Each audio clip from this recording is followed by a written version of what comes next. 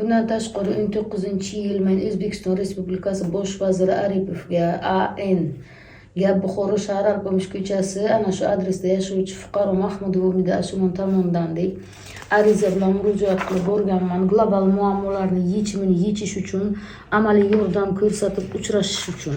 Chunki men prezident bilan uchrashishni imkoni yo'qligini tushunib yetganimdan so'ng undan keyingi ma'lumotlar hech bo'lmasa qabul qiladi degan maqsadda edi.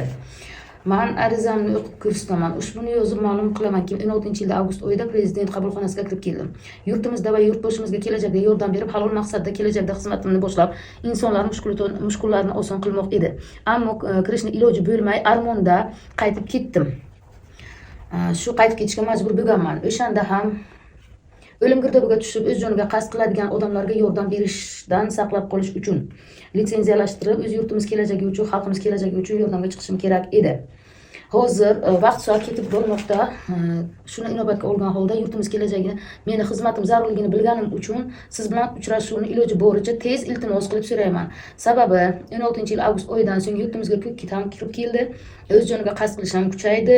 Har bir aytganlarim amalga oshib, o'z haqiqatini topayotgandan isbot dalillari bilan kelganman va kelajakda global muammolarni yechilishiga amaliy yordam ko'rsatib bo'lishimga xizmatga chiqishim uchun deb yozib ko'rsatganman. Xuddi shunday yurtimizda qonuniy ish olib borib, yurtimizda ham xizmat ko'rsatishga, kelajakka barcha xatarli global muammolardan saqlab qolib bilish uchun sizdan iltimos bilan fuqaro Mahmudova Umida deb 25-mart 19-yil Toshkentga borib sarson bo'lib qaytib kelganman. Bu deganimki, hozirgi bo'layotgan holatlarni barchasi menga Allohdan yer diagnostikasi, dunyo kelajagi diagnostikasi, odamzod diagnostikasi kabi Allohdan bildirilgan payt bildirishga va xalqimga yordam qilishga, harakat qilishga chekinganim yo'q. Qiynalgan bo'lsam-da, menga ko'p fitnalar, uydirmalar, dushmanchiliklar to'xtagan emas. Ko'p yillar davomida Rossiya Federatsiyasida yashab, ishlab, halol mehnat qilib kelganman. Mehnatlarimning ichida hamma rahmatnomalar bilan jo'natgan meni xarakteristikalarim mavjud. Bundan tashqari 13-yilda ham menga UVDdan Toirov bergan nachalnik UVD spravka bergan. Hech qayerda qidiruvda bo'lmaganman, hech qachon, hamda hech qanday jinoyatchilik alomatlari bo'lmagan. Men jinoyatchilikka hech qanday daxldorligim yo'q deb bergan spravkasi 13-yil 7-yanvarniki.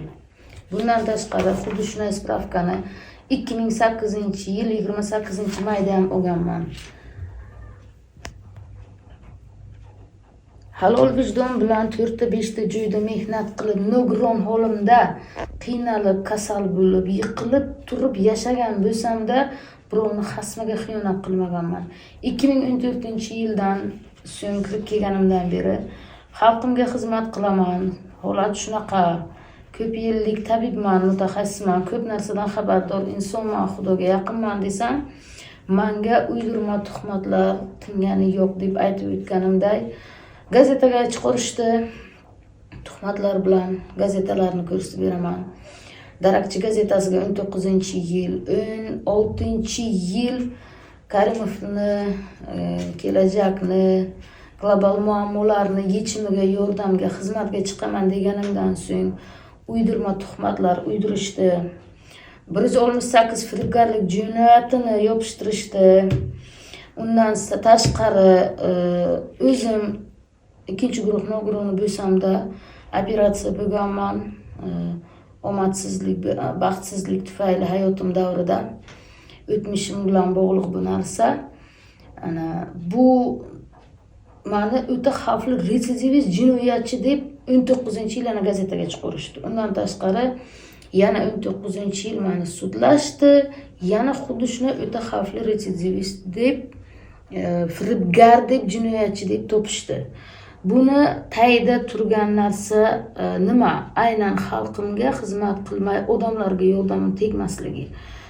Endi o'ylab qarasam, hozirgi Rossiya Federatsiyasida bo'ladigan jang jadallarni ham oldindan bilgan odamlarga aytgan joylarim bor. Bularni ham oldini olish mumkin edi. Endi hozir shuncha xalq qironligi, shuncha qon to'kilishi, shuncha alamzadalik, shuncha ofat, kulfat, balolarni ishiga tushishiga sababchi bo'lgan ba'zi bir insonlar bor. U insonlarni anchaginasi vafot ham etdi, tiriklar arasida yo'q ular. Ammo men borman, lekin men ketgandan keyin, bu ilmlar men bilan keyin ketgandan so'ng xalqga, insonlarga va dunyoni yashashini davomiyligiga hech bir kishini yordami tegmaydi. Buni yana bir marta aytib o'tyapman. Shu sabab men bilan birlashib yordam beraman degan butun dunyo inson huquqini himoya qiladigan o'sha yerda turgan rahbarlar, mutasaddi xodimlarga murojaat qilyapman. Bu narsalar barchasi haqiqat. Va men shuncha yil davomida chiqa olmaganimning sababi 100% siyosatni qaro yovuzligi ichida qolib ketdim. Biza bu kontentlarimizni o'zbek tilida qilyapmiz va bu narsalarni rus tiliga ham chiqaraman. Menga tuhmat qilganlarni yana bir isboti shundan iboratki, bu gazetaga Primov Oybek menga tuhmat uydirmani qilgan bu gazetani muallifi. Ana chiqqandan keyin bu Primov Oybek Buxoro shahar IIB tergov bo'limi katta tergovchisi bilan meni gazetaga chiqargan ana bu jurnalist ayolni Go'zal ekan ismi, qolganini aytib o'tirmayman. Bahonasi to'plamasligi uchun ana Alloh qo'yishi bilan bu ayol bilan ro'para bo'lib so'raganimda, nima uchun meni 19-yilga eslab qolib yana bu narsalarni chiqardingizlar, Kaspirovskiyni firibgar izdoshi fosh bo'ldi degan maqola ostida desam agar, ana Primov Oybekka yuqoridan buyruq degan, shu sabab dedi. Ana va hokazo yana ozgina suhbat bo'ldi. Bu ayolni o'zi ham jinoyat sodir qilgan odamlardan, o'zi firibgarlikda ayblangan va hokazo odamlardan ekanini o'zi aytgan.